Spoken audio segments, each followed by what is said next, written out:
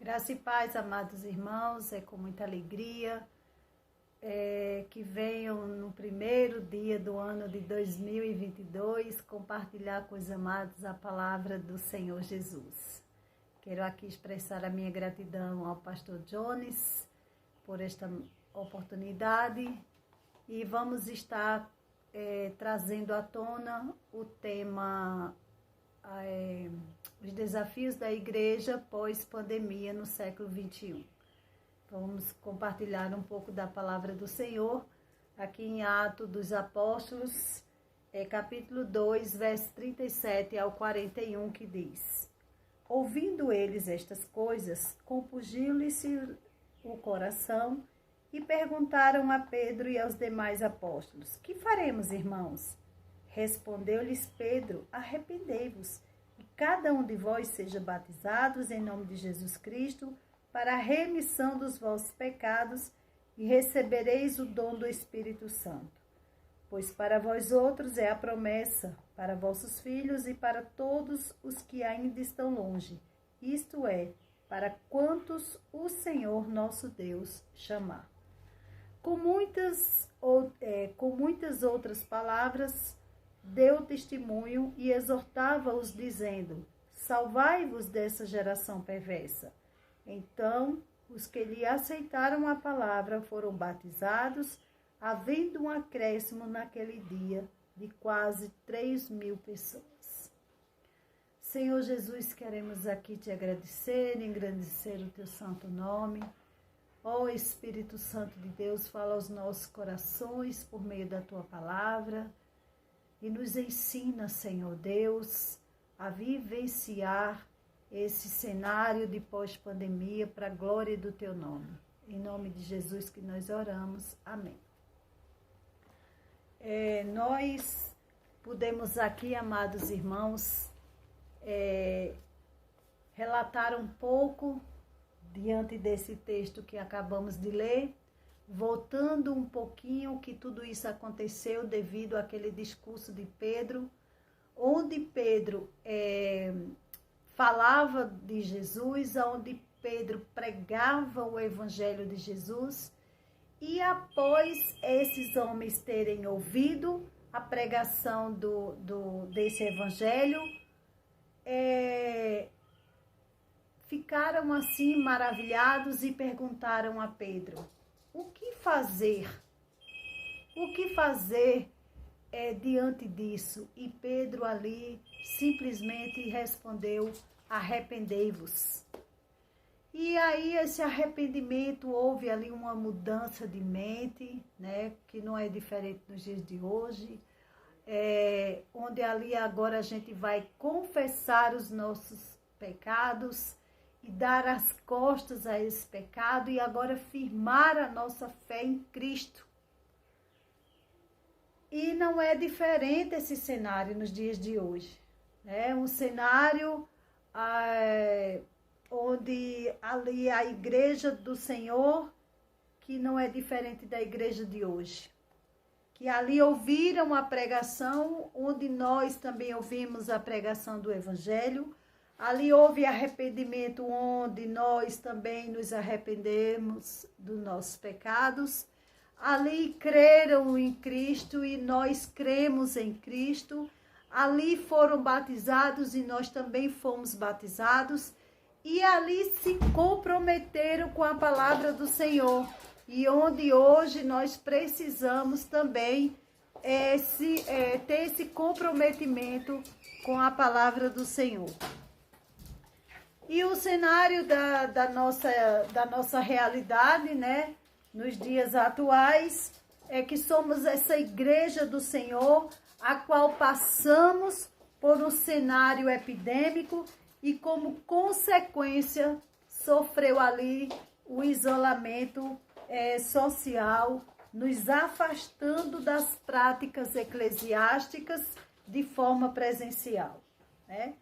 E o mundo passando ali por um cenário de morte, por um cenário de dor, aflições. O Brasil enfrentando crises financeiras, estado de calamidade pública, etc. E graças a Deus, amados, a igreja reagindo de forma exclusivamente virtual. Os recursos tecnológicos têm permitido muitas coisas durante o isolamento social, tais como pregações, devocionais, encontros, até mesmo congressos virtuais, né? E muitas, milhares de pessoas foram e ainda são abençoados por meio da tecnologia.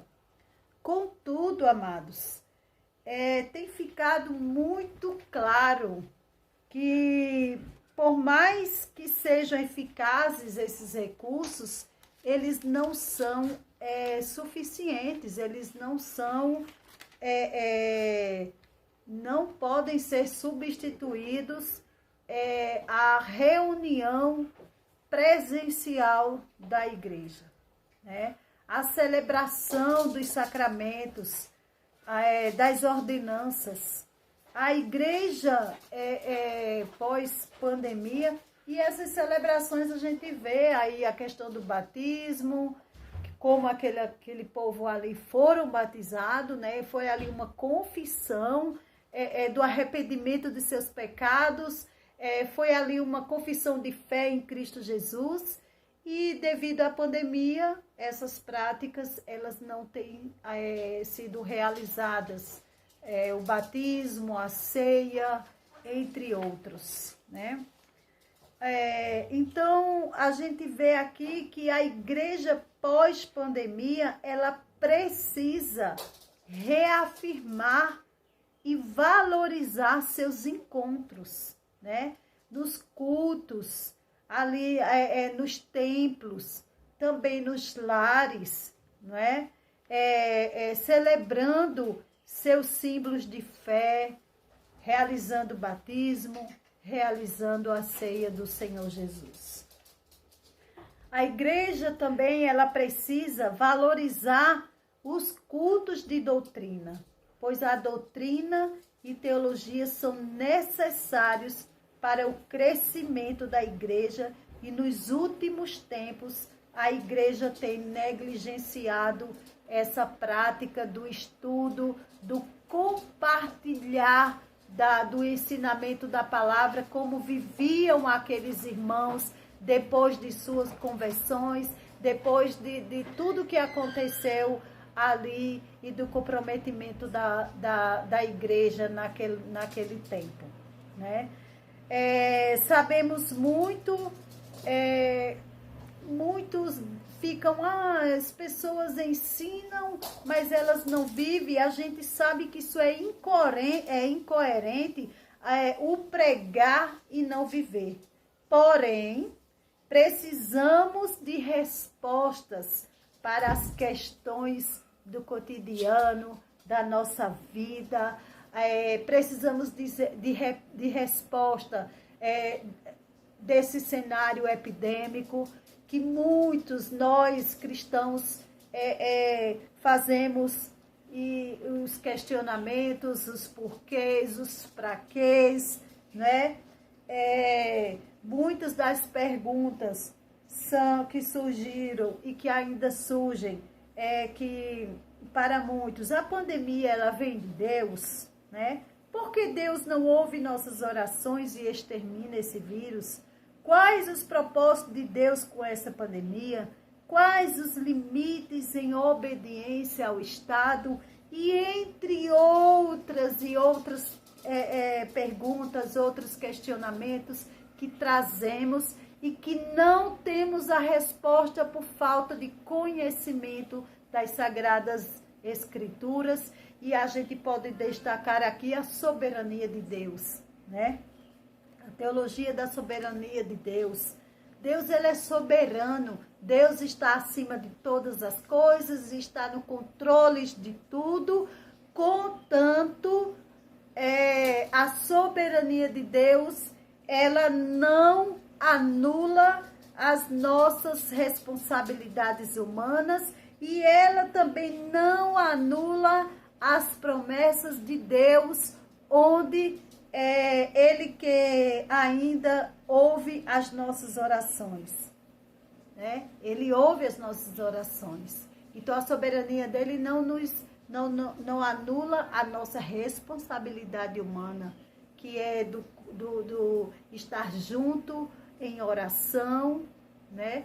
Tanto a Bíblia nos ensina que devemos orar trancando ali, fechando ali a porta do nosso quarto em secreto, como também ela nos ensina o convívio com os cristãos orando, como a gente também vê em Atos dos Apóstolos, quando Pedro ali estava preso e aquele povo ali se reuniu em oração e Deus quebrou correntes e Deus libertou Pedro daquelas cadeias. Precisamos ainda, com essa unidade, com essa igreja, precisamos também de conhecimento, né, dos nossos direitos. Sabemos que muitos pastores, líderes espirituais, eles não querem nem gostam de tocar em assunto de política, mas não estamos aqui falando da política partidária, mas estamos falando aqui de uma Constituição, aonde ela nos garante os nossos direitos. E a gente precisa desse conhecimento para saber até onde a gente precisa estar submissa ao Estado, aos seus decretos, né? A Constituição, ela de Estado Democrático de Direitos, que garante liberdade de expressão religiosa, né? Então, a gente tem que estar ciente da nossa Constituição. Até que ponto o Estado pode nos calar e pode tirar o direito de nós nos reunirmos nos nossos templos, né? Devemos nos submeter ao Estado, desde que seus decretos não nos façam ir contra a palavra de Deus. A mesma Bíblia que nos ensina que devemos nos submeter aos governantes e orar por eles, é a mesma que nos ensina, em circunstâncias extremas, a nossa lealdade está para com nosso Deus. Atos dos Apóstolos, capítulo 4, do verso 19 ao 20, vai estar explicando isso, né? A igreja, ela precisa desconsiderar de que ela gira exclusivamente em torno dos pastores, né? Os pastores aí que fazem tudo, os irmãos não querem ter esse comprometimento, né, do serviço no reino. Deus os constituiu, sim, como diz lá em Efésios 4, verso 10, outros também têm dons dados por Deus para serem úteis no serviço da igreja. Pastores são encarregados para pregar, para ensinar, para corrigir, para liderar, para confortar, para aconselhar os membros e congregados de sua igreja. A dependência exclusiva de pastores deixou a igreja despreparada para tempos como esse. Você pode ver isso lá em Atos, capítulo 8, verso 1 e o verso 4, né? E aí a gente vê ali quando Pedro ali está preso, né? E ali os irmãos se espalham para pregar o evangelho, não fica apenas esperando, não ficaram esperando ali por Pedro, mas eles tomaram atitude e nós precisamos tomar essa atitude. Revisar o conceito de que Deus sempre vai nos livrar dos males. Isso é uma problemática dentro das igrejas. Muitas pessoas vão às igrejas para receber as bênçãos, mas não querem comprometimento, né? E acham que nada de ruim vai acontecer aos cristãos. Os cristãos, eles não vão ser acometidos da Covid. Aqueles que vivem em santidade diária, eles não vão ser afligidos, eles não vão sofrer, eles não vão padecerem. Isso é uma enganação, isso é um ensinamento errôneo da palavra de Deus. pois a gente vê aqui dentro da palavra de Deus exemplos como Jó, como João Batista, e como Paulo, que padeceram mesmo vivendo vida íntegra, vida com Deus, eles padeceram, né? E a gente vê ali em Hebreus, capítulo 11, verso 35 ao 38, eu não vou me deter aqui devido ao tempo na leitura, mas os irmãos podem estar lendo esses versículos. E Deus permite que passamos por doenças, por aflições, né? Por que não? Não entendemos seu propósito específicos diante desse sofrimento. Porém, a Bíblia é bem clara sobre seu propósito geral com o sofrimento e que ele visa nosso bem espiritual e eterna acima de tudo. Esse é o propósito geral de Deus para a nossa vida, né? É o nosso bem espiritual e a vida eterna, né? Acima de tudo. A igreja pós-pandemia precisa se voltar mais para a teologia da cruz e menos para a teologia da glória, né? O povo visa muito, vamos fazer isso porque nós vamos estar na glória, porque vamos estar com Deus, só visando a glória, mas ninguém quer passar por uma vida de cruz. Para chegar na glória é preciso a vida de cruz. A palavra do Senhor diz, que era que Jesus falava ali na sua palavra, quer seguir-me, quer vir após mim, pegue a sua cruz e negue-se a si mesmo. E aí, nós temos um grande perigo da permanência da internet, que é justamente as falsas pregações, que é justamente pregações que massageiam o nosso ego, pregações e profecias errôneas que não são as profecias da própria palavra de Deus. E isso adoece a igreja. Então a igreja precisa se voltar para o convívio, porque o pastor ali designado por Deus, ele sabe, Deus vai dar a ele ali o alimento necessário que as ovelhas do Senhor e não do pastor necessitam, né? Então, meus amados irmãos, esse é o nosso grande desafio, né? Então, oremos a Deus para que em nossa geração a igreja seja renovada, a igreja seja purificada, a igreja venha através de seus sofrimentos, como nos dias de Atos dos Apóstolos, e que vivamos em unidade, perseverante, para a glória de Deus e para a expansão do seu reino. Que o Senhor Jesus os abençoe, que o Senhor Jesus traga o convívio dentro dos templos, onde nós possamos estar compartilhando, aprendendo, crescendo na graça e no conhecimento do Senhor Jesus, e que nós possamos nos deleitar, dobrar os nossos joelhos em unidade, em oração, em prol daqueles que estão necessitados e que estão também sem conhecimento da graça do Senhor Jesus. Que venhamos ser como o apóstolo Paulo, que venhamos pregar o Evangelho, que venhamos viver o Evangelho da graça do Senhor Jesus. Que o Senhor nos abençoe. Um grande abraço e um feliz ano novo para todos.